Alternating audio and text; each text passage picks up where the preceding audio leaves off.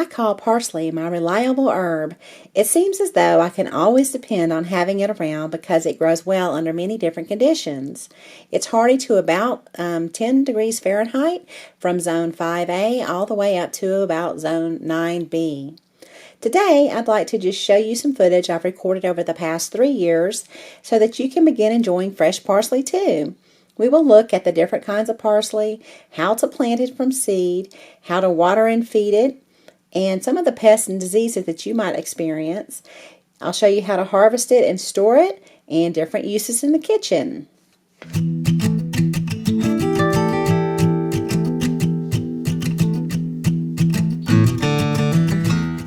First, let's take a look at some of the different types of parsley. One herb that I have enjoyed growing is called chervil, and sometimes this is also referred to as French parsley, but we're not going to talk about French parsley today, or chervil. And then there's another herb that I like to grow every year, and sometimes we call that fresh coriander, cilantro, or also Chinese parsley. Now this is probably one of my favorite herbs, but I'm not going to talk about that much today either. What we are going to focus on mostly today is what's referred to as curled or curly parsley or flat leaf Italian parsley. These are mostly used for the leaves. However, there are some varieties of parsley which you will grow them for the root. Now, if you grow these for the root, it's not what it looks a lot like a parsnip, but it's not a parsnip. It has a different flavor for sure. And you can also go ahead and use the leaves of the parsley root plant for cooking as well, much like you would a flat leaf Italian parsley leaf. Here are some of the different types of parsley plants that you might grow for the roots in case you'd like to order some seeds for those. I'll leave some links in the description area below the video if you would like to order seeds for parsley root.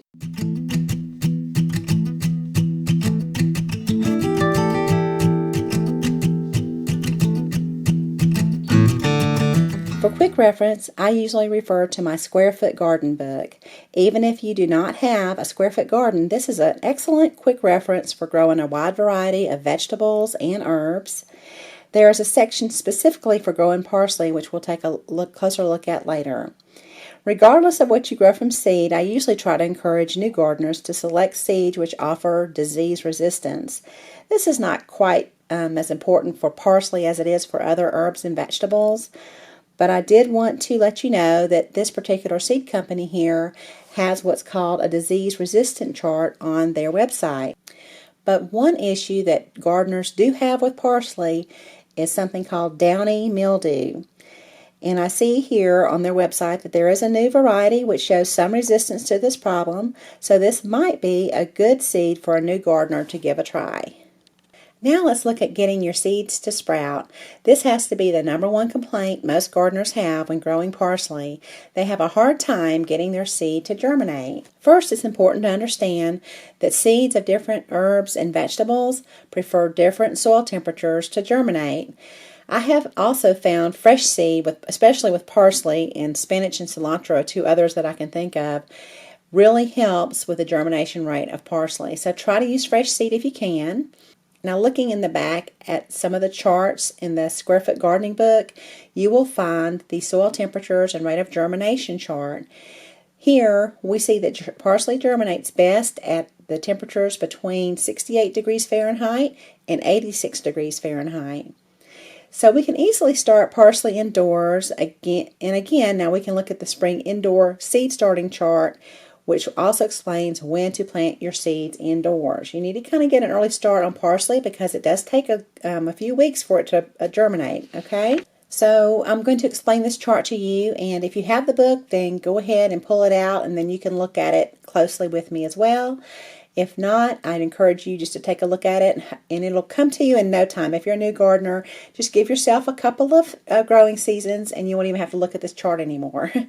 But the first thing that you will need to do is determine your last frost date, and then use that date to determine when to sow your seeds. So this chart revolves around the frost dates, okay? So I'll leave a link below the video if you would like to look up your frost date in case you don't know it. So just for example, my last frost date is around May 10th. So according to this chart, I need to start from seed 12 weeks before May 10th on February 16th. So this is when I would need to start my seeds indoors. I can then transplant it into my garden 7 weeks after that, okay?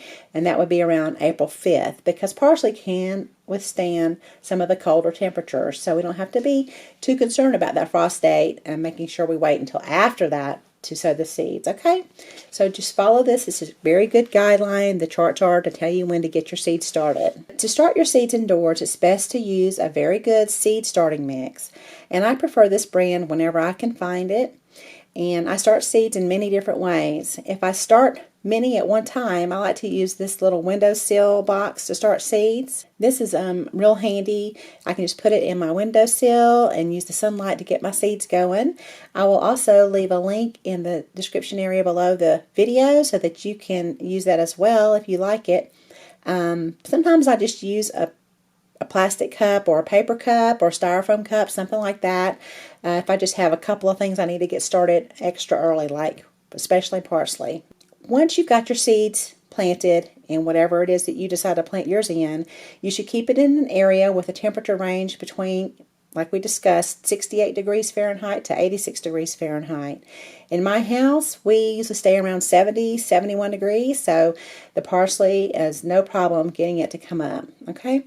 So now when they sprout, you'll want to take some scissors and just cut out some of the plants there, some of the little seedlings, so that the rest of the seedlings will have some space to start growing. Now parsley is going to need about 5 to 6 hours of sunlight, so you want to make sure you put these in a sunny window so they can start getting sunlight once they've come up, okay? So after about 7 weeks indoors, I will move it outside. This is usually, as I already discussed, about 5 weeks before my last frost date. Now parsley likes a rich, moist soil with a pH between about 5.5 and 6.7. This is a pretty common pH range for most herbs and vegetables. Now in this example here, I did not break apart this start where I had started it indoors. I just put the entire plant right in my container because I kind of wanted to see how it would grow. I usually break apart my transplants and space them about 6 inches apart.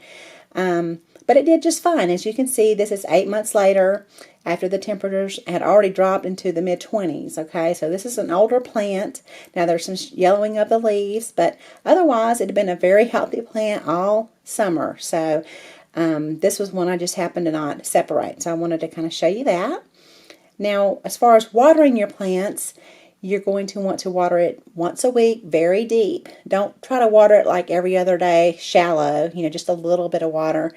Let it, water it real deep once a week until you see the water draining out of your container if you're planting it in a container. And make sure that you do not water the leaves of your parsley plant. Always water at the base of your plant. One of the diseases, as we discussed earlier, that most gardeners will see when growing parsley is downy mildew. Now, downy mildew is caused by a parasitic organism and needs water to survive.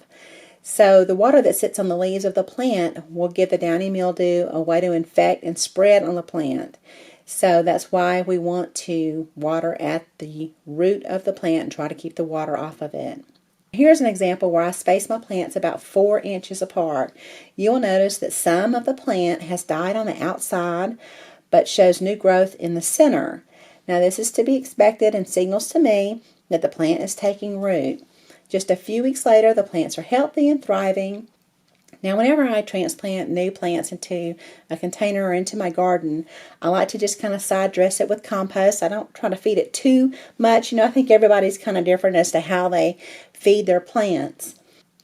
So again, I'd like to refer you to your square foot gardening book, and there's a chart in there explaining how to create a good mix of compost, which should supply all of the nutrients that you need for plant growth. Okay, it's a blend. Now, what you buy at the the box stores, you usually only get one kind of compost there. That's not going to be good, okay? If you have that problem, maybe you don't have a compost tumbler. And this is what I use to make my compost, and it works very well. It won't break down everything like sticks and stems and that kind of thing, so I have to kind of pick things through it. But if you don't have a compost tumbler or any way to make a really complex compost that's going to be very good for your plants, you may want to supplement it with some type of fertilizer. Most fertilizers are going to have on their package the NPK. And so a few years ago, during one of my garden tours, I recommended this particular brand of organic fertilizer, and it works great. And I quickly realized, though, the main ingredient was something that's called poultry manure. And so 8 pounds of this fertilizer ran around $12 a bag. So it was very expensive for me because I have a big garden. I have a lot of things that I need to fertilize. So what I started to do is I realized that I could buy 20 pounds of poultry manure for around $8. So I decided just to kind of start making my own.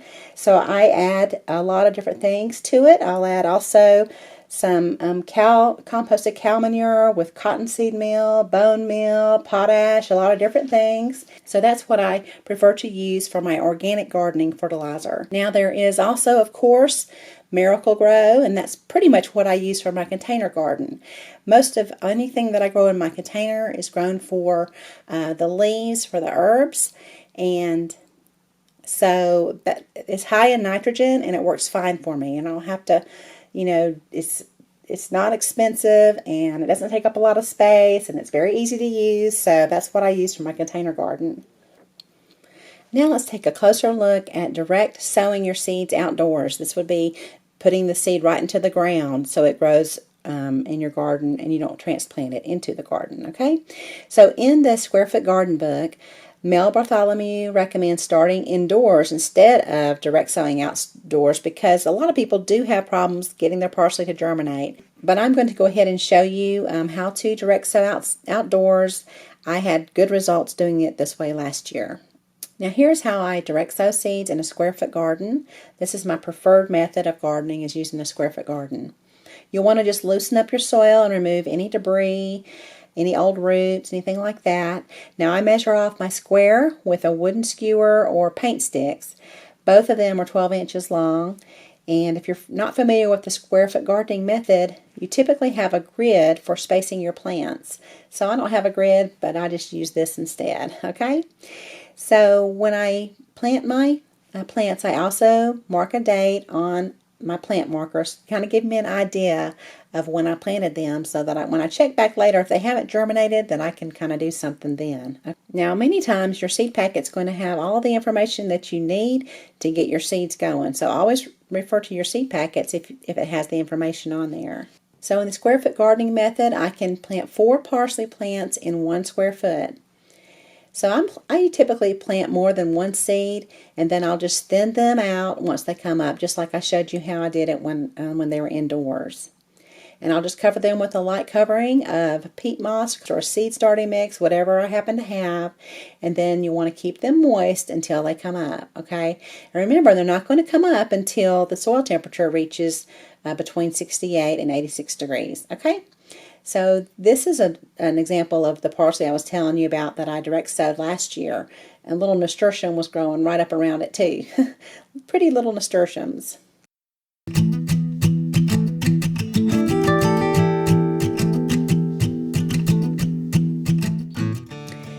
Okay, so now let's take a closer look at some of the problems you may experience.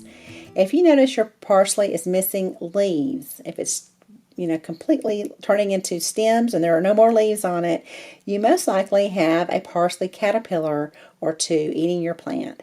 Even before they are large enough to see, sometimes you will see their droppings around the plant.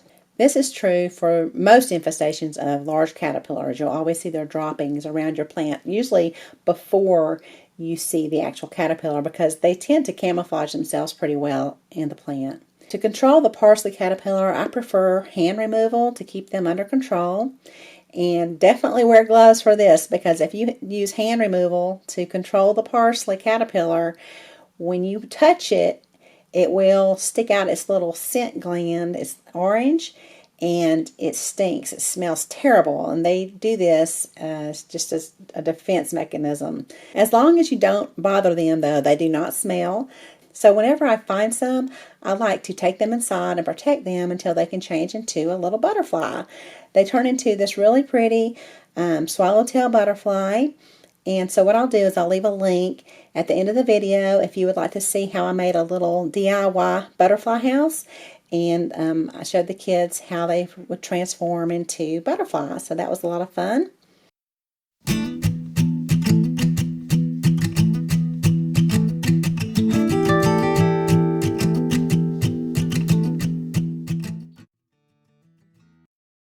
Now another worm that you may see is called the cabbage looper. I haven't personally seen these on my parsley plants. Anyway, always look for, like I said, droppings around your plants. This is an example of a looper on my mint plant, but as you can see, there are droppings right all around it. This is a cabbage worm on my kale. So basically the way to control worms is to spray or dust with a product called BT. You'll just want to follow the instructions on your label for the correct application. Okay? So that's, if you didn't want to do hand removal, you would just spray with BT. Now, if you notice that your plant is dying, a closer examination of the root may uncover the larvae of the carrot weevil. Okay, the carrot weevil is around 1/5 of an inch long, and it does not fly. It lays its eggs on the leaves of the parsley, carrots, or celery, or parsnips. Okay, so when the eggs hatch, the larvae work their way down to the root, where they chew tunnels into the root and destroy the plant tissue. So they will attack not only parsley, but carrots, celery, and parsnips. So if you have an infestation or you notice a similar problem between any of those plants, it could quite possibly be the carrot weevil. Now, I haven't had a problem with the weevil, but I always plant at least 3 parsley plants in different areas just to ensure that I'll have a supply. I like to put some in a container garden and then others in about 2 other areas in my garden. So depending on the type of practice you use for gardening, I've read that for conventional gardening, a product called 7, it's an insecticide, would work well for the carrot weevil. But if you're using an organic method, adding beneficial nematodes to the soil and then just practicing crop rotation may be effective. But I can't really say on that because I've not ever had the problem with the carrot weevil. So now another problem for the parsley is the carrot rust fly. It is about the same size as the weevil, and its larvae also chew the roots, causing the plant to rot and die. I've not had an issue with this pest either, but I've read that fly traps and crop rotation are also effective at controlling the fly. Now, while I was researching the pests and the diseases online, I ran across an excellent guide, and I will leave a link in the description area so that you can print it out if you like. It has many different kind of diseases, such as the downy mildew that we talked about earlier, and then some other diseases too. It includes really good photographs of the plants. So I'll quickly scan it here for you.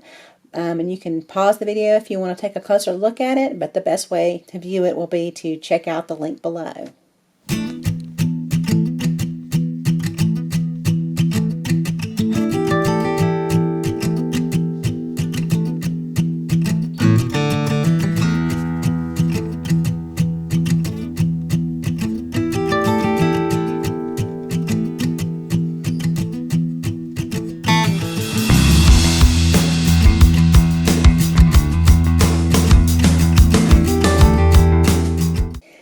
So I enjoy keeping all of my herbs close to my kitchen so that I can cut them for fresh use. I need to prune back my herbs also so that they will continue to produce new and flavorful growth. To harvest parsley, I like to cut it off towards the base and on the outside of the plant. This will allow the new fresh growth to develop from the center. It's always a good idea to keep it cut to prevent it from getting coarse and tough. Okay, so cutting your plants is always a good idea. Okay, so if I plan on using it within about 24 hours, I'll just go ahead and put it in some water and just put it on my windowsill or something until I'm ready to use it. Just as long as it's out of really hot, direct sunlight. So let's take a closer look at when I would cut down my entire plant, okay? When I would just go ahead and decide to pull it out and just end the life of the plant. Here's an example of my parsley going to seed, what's otherwise known as bolting. There is a thick flower stem growing up from the center. You should expect for this to happen in the second year of your parsley growth. Parsley is what's called a biennial, which means it lives for 2 years. It usually does not produce good leaves for cooking its second year. Okay, it's going to go ahead and try to go to seed. So I always grow it every year as an annual. So an annual is a plant that only grows for 1 year. Okay, so I plant parsley every year. I don't really intend on using it much the next year, but if we have a mild winter, I can go ahead and still use it all through the winter. So that's what's nice about parsley. Like I said, it's my reliable herb. It always seems to be around. So when a plant begins to go to seed, most of the time the leaves will turn bitter. Now here's an example where the plant is beginning to show some signs of bolting. The leaves are getting very small. They're changing their shape. And just one time I wanted to kind of experiment with the plant, so I cut it down almost all the way once it was showing signs that it was bolting. The leaves were getting small, and then they also regrew in the same manner. So I was hoping to see if maybe they would come back, something so that I could continue to use them, but it was still going to try to go to seed. So this is a signal to you as a gardener. The plant is ending its life and it's trying to produce seed. So always this is when I will pull the plant and store it before the leaves turn bitter. So as I mentioned earlier, the root of the parsley is edible too. So here I was pulling out the plant. I wanted to go ahead and show you the big root on the parsley plant. Okay, so it has a very long taproot. So one way of storing parsley for fresh use is to keep it in a jar of water and cover it with a plastic bag and a rubber band. You can keep it in your refrigerator, but I have such a small refrigerator, so the way that I store it is I wash it first, and then I'll dry it in a salad spinner, and then I'll dry it once more on paper towels.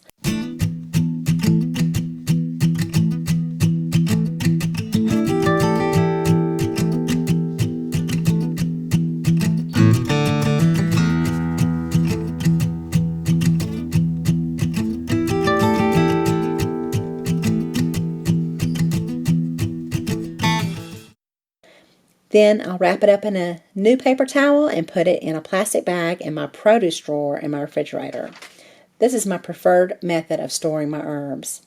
So if, say you've pulled your plant and you have a lot and you want to go ahead and store it, it's very easy to freeze too. I just chop the tops and I discard the tough base of the stems. They can tend to be a little bit tough. And I'll just add a little bit of water and blend it up. You can use an ice cube tray to freeze them, and then you can store the cubes in a freezer bag until you're ready to use them.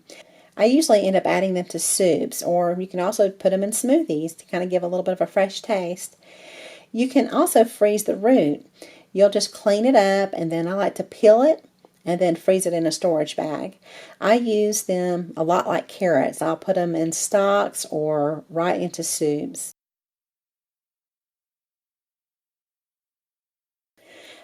You can also dry your parsley, but remember that it does not have much flavor if you dry it, okay? If you dry it and you want to use it for flavor, you'll want to use it up pretty quick, probably within, 30 days or so. It's almost useless to kind of dry it for flavor.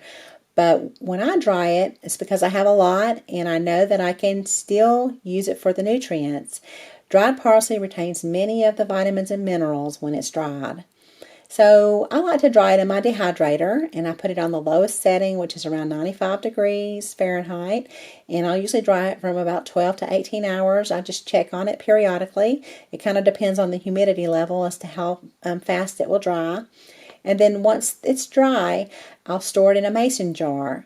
And the food saver that I have has a little attachment hose on it, which removes the air from the jars, and it also seals the lid. So this I will use for adding to soups and that kind of thing, but not really for flavor. I'll add it for nutrition.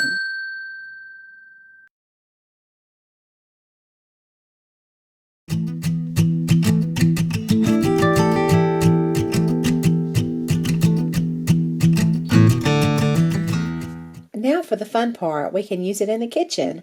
I use parsley in many different dishes. It's great in gravy and sauces. I especially like to put it with scalloped potatoes. I usually will pair parsley with something else, another herb like a thyme, or in the springtime I like to use it with chives and dill. It's good in just about any egg dish. I really like to use it in eggs. And then, of course, salads and salad dressings.